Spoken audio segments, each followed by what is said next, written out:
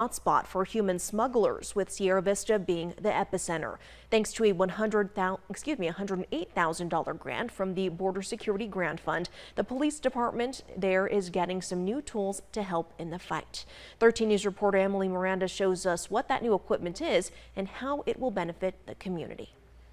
This just gives us that tool to have them hopefully intervene in an unpredictable situation and bring safety to the community. Deputy Chief Lawrence Boutte says being so close to the border, a pursuit will often start in their jurisdiction or come through. And currently there are only two methods they can use. Our option right now is to follow behind the vehicle until they decide to stop, terminate, and we see that oftentimes they continue whether you terminate the pursuit or not. This type of situation occurred recently, resulting in a vehicle crashing into a wall. Boutte says a grappler could have changed the outcome. This would be a tool that we would be able to bring that to a stop, because we probably have a fairly significant amount of pursuits in this area compared to even some of the larger agencies out there. Once the grapplers are in use, the department's goal is to have two available during each shift. The device will be attached to the bumper of the car and will deploy a tow-like strap.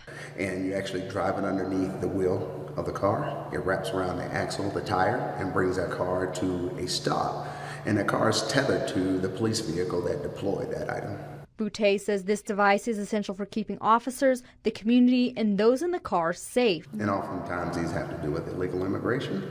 So there's folks inside of those vehicles that are not actually in the pursuit, they just happen to be involved by chance.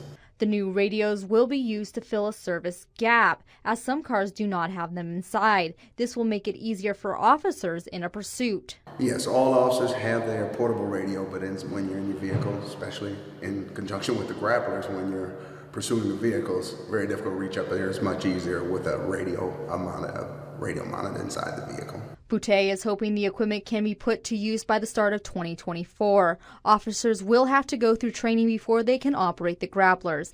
In Sierra Vista, Emily Miranda, 13 News.